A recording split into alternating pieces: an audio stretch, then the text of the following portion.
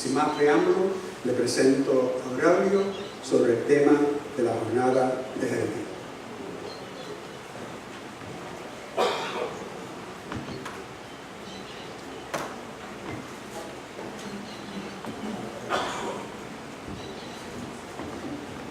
Buenos días a todos. Nos puntuó de pie. Para entender Herder, hay que comenzar con la prehistoria de Johnston. Porque no podemos entender Herder si no nos vamos hacia atrás. Y la prehistoria comienza con el nacimiento del padre fundador. Es decir, con el momento del padre fundador nacer, comienza la prehistoria de Johnston.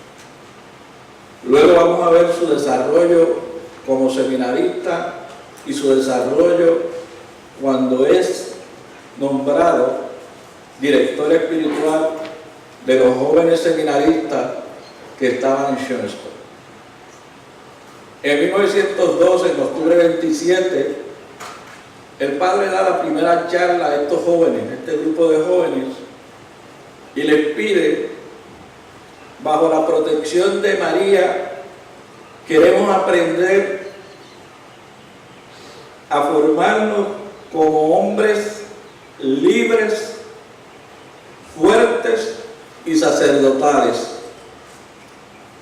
Ahí comienza la primera historia de lo que va a llegar a ser posteriormente toda la obra de Johnston. El padre deja en estos jóvenes que ellos comiencen a despertar en sí mismos el anhelo y el deseo por formar una congregación mariana. No la forma él. Le dice, ustedes fue escogido desde el vientre de su madre para ser y hablar de la gloria de Jesús. Es decir, Pablo no fue por casualidad que fue llamado a ser apóstol. Ya desde el vientre de su madre había sido escogido. Pablo nace en una familia pudiente de aquella época. Pablo era ciudadano romano. Pablo pertenecía al grupo educado por Gamaliel. Gamaliel era uno de los miembros del Sanedrín de aquella época.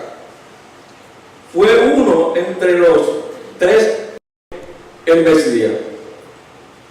Y este Gamaliel es quien educa a Pablo en todo lo que tenían que ver las Santas Escrituras antes de Jesús.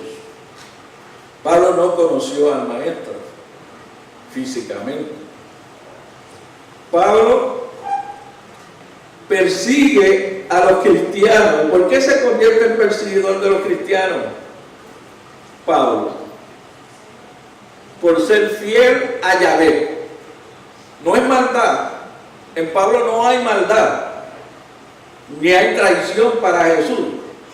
En Pablo lo que hay es fidelidad al Dios que él conocía, a Yahvé. A Yahvé, su Padre. Entonces, por esta razón es que Pablo persigue a los cristianos. Pablo fue también quien estuvo presente cuando el primer promártir, el diácono Esteban, fue apedreado. Allí estaba presente Pablo. Y entonces, él nos invita a aquellos jóvenes a hacer un viaje imaginario con Pablo. ¿Qué fue lo que ocurrió con Pablo?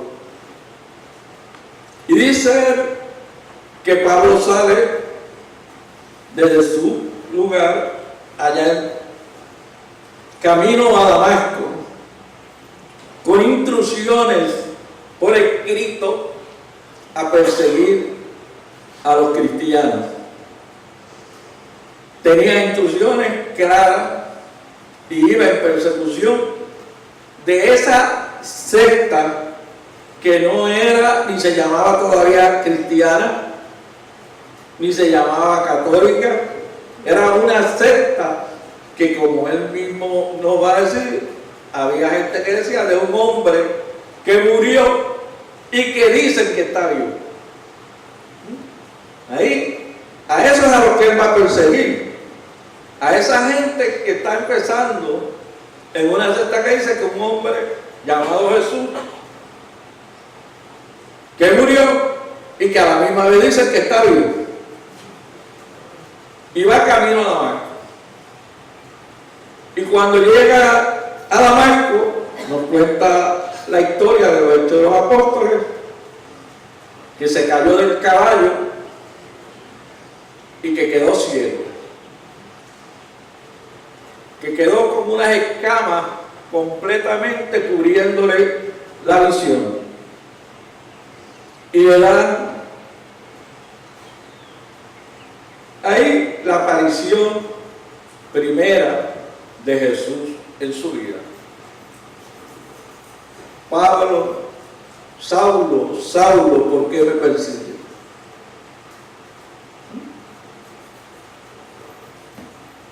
¿Quién eres tú que yo te persigo? Yo no te persigo. ¿Quién eres tú? Y va a estar durante 3 días ciego, esperando, analizando poco a poco lo que ha de ocurrir.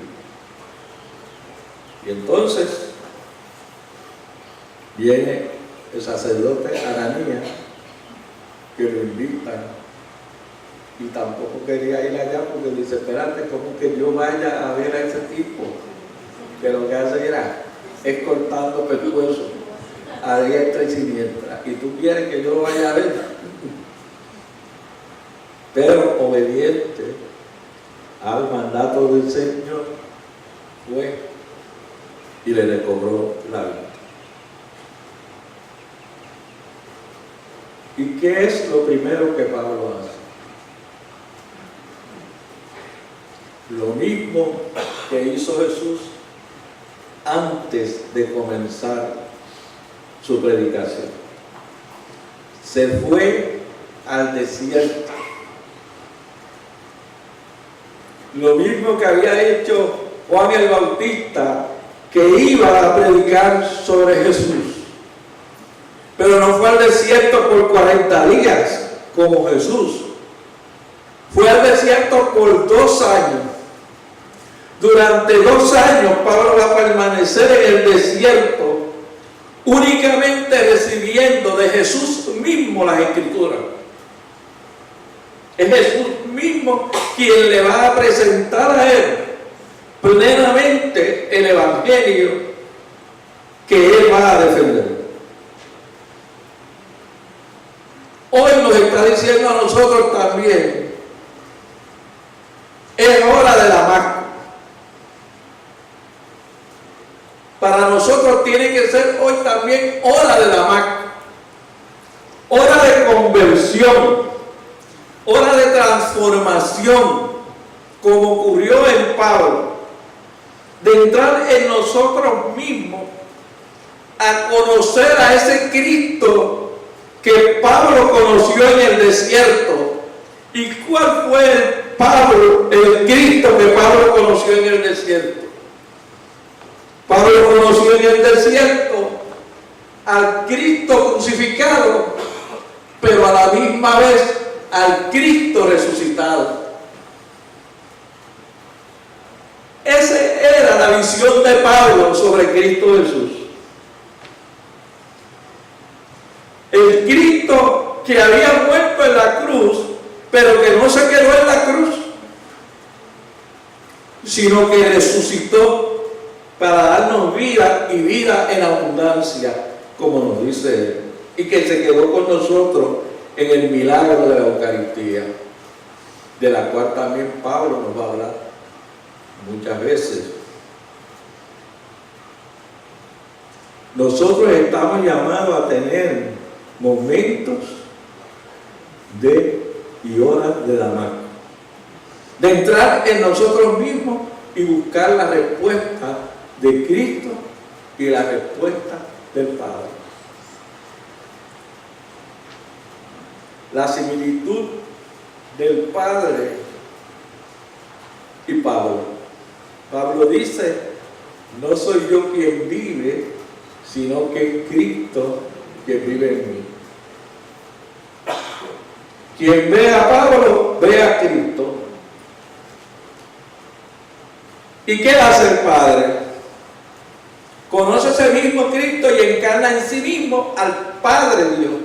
Es decir, como le dijo Cristo a Felipe: he estado 3 años contigo y no me conoces. 3 años he estado aquí y no conoces al Padre. Pues el Padre, a través de Cristo, conoció al Padre Dios y lo encarnó. Por eso podemos decir: quien ha visto al Padre, ha visto al Padre de Dios y ha visto a Cristo. Igualmente. Entonces dicen estos jóvenes: ¿qué vamos a hacer? ¿Cómo vamos a responder a esto? El momento es ahora. Allí llegaron solamente 24 jóvenes. 16 de ellos venían de Schoenstatt, venían de la congregación mariana. 8 de los externos. No todos eran militares, porque habían algunos que habían conquistado fuera y que no sabían y no habían hecho la alianza de amor tampoco. Ni siquiera sabían para qué estaban allí. Una vez más, vemos la pequeñez del instrumento que Dios utiliza. Es decir, aquellos jóvenes, 24, iban a dar comienzo a la historia de lo que hoy es el movimiento apostólico de Schoenstatt, con la creación y la fundación de la Federación Apostólica. Recordemos que en esos momentos solamente participan en Schoenstatt varones, pero no quiere decir que había mujeres que no conocían Schoenstatt. Sí la conocían. ¿Quiénes conocían Schoenstatt? Aquellas damas que habían estado también en la guerra sirviendo como enfermeras, y aquellas que habían recibido la revista MTA y la habían leído, también habían conocido Schoenstatt. Pero no es hasta finales de diciembre de 1920 que van a entrar oficialmente las damas en Schoenstatt. Es decir, a finales de diciembre de 1920 las damas van a participar en Schoenstatt. Pero aquí, en el 1919, en agosto, solamente se está creando, ya fundando lo que sería posteriormente toda la obra de Schoenstatt. Porque ya en el pensamiento del Padre estaba eso. ¿Cuál es el pensamiento principal del Padre? El hombre nuevo en la nueva comunidad. Es decir, un hombre nuevo en la nueva comunidad. Y ese hombre nuevo en la nueva comunidad es quien está fundando aquí la federación. Primero, federación de hombres. Existía la congregación, pero no podía seguir y continuar en la misma forma que estaba creada la federación, porque la federación básicamente estaba unida plenamente a la labor de los palotinos y al trabajo de los palotinos. Por lo tanto, había que crear una nueva organización en Schoenstatt.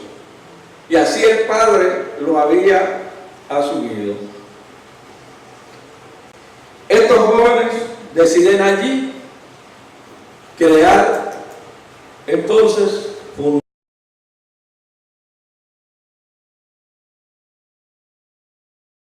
fundar la Federación Apostólica de Schoenstatt. Y tienen como principios fundamentales estas 4 cosas que ya ellos conocían. El ideal personal, que lo habían estado trabajando durante la guerra. El horario espiritual, el examen particular y un sacerdote fijo para el de confesión y director espiritual. ¿Bien? Esos puntos principales que se vinieron a ser parte de los estatutos de Schoenstatt desde entonces han sido variados muy poco en el transcurso de los años en la historia de Schoenstatt. Lo único que posteriormente, a través de la vida, el padre vio necesario para la federación y luego los institutos es que tenían que pertenecer a un curso de por vida para crear la comunidad. Aquí se funda la primera etapa de la federación, que luego va a surgir un año después la liga, y la liga la divide en 2, en los cooperadores y en los miembros. Es decir, ¿y de quién es la labor principal para la liga? De las federaciones y de los institutos. Hacia ellos están formándose los miembros de las federaciones y de los institutos. Y estas federaciones lo hacen en una forma como parte motriz del movimiento. Es decir, la federación hace la alianza de amor, al igual que los institutos, a nivel de inscripción. Es decir, primero la alianza regular, posterior el poder en blanco y luego la inscripción. Y pertenecen de por vida como curso, igual que las hermanas tienen su curso, las federaciones tienen su curso al cual permanecen enteramente unidos de por vida. Es decir, un miembro de la federación, para poder salir de ella, tiene que pedir dispensa para poder dejar la federación después que ha hecho la alianza de amor permanentemente, la última alianza. Las hermanas lo hacen por contrato jurídicamente. Las federaciones no tenemos esa unión jurídica, porque estamos creados en base a la libertad, al máximo de libertad, pero también el máximo de crecimiento espiritual. Es decir, la magnanimidad es lo que realmente lleva a las federaciones en su compromiso. Esa entrega plena de por sí mismo, querer llegar a alcanzar el principio fundamental de Schoenstatt, que es la santidad en la vida diaria. Eso no significa que un miembro de la liga no va a luchar y a luchar por lograr también la santidad, pero no tiene el compromiso ni jurídico ni el compromiso de un curso. Es decir, se forma libremente cada miembro de la liga y se educa para alcanzar a hacer la alianza de amor y vivir esa alianza de amor en lo normal. Por eso hay que establecer que el movimiento, la fundación del movimiento de Schoenstatt surge en esa jornada de Helder. Lo que le da vida a todo el movimiento de Schoenstatt posterior es la jornada de Helder. Hasta Helder, Schoenstatt, como dijo el diácono, permanecía en los muros del convento, conventuales, allá en el seminario. todo era interno. En Herder se abren las puertas hacia afuera, hacia lo externo.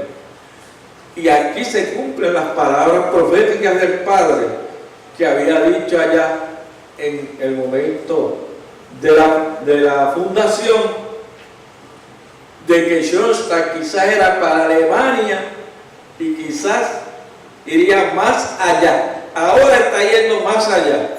Ahora se hacía realidad el sueño del Padre de que su fundación no solo se iba a quedar en Alemania, sino que se abrían las puertas hacia el mundo exterior.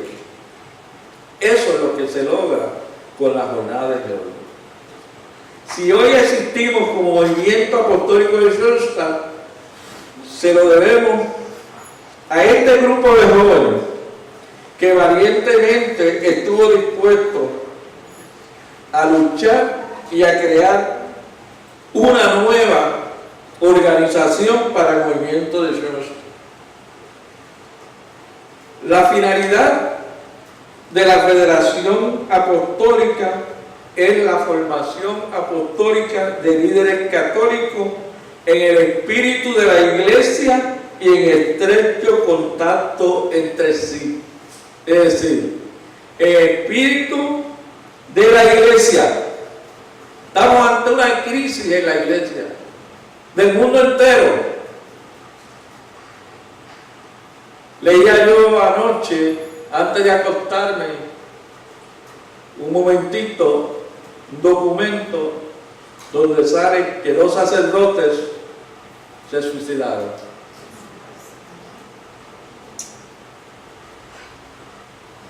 Y me quedé paralizado.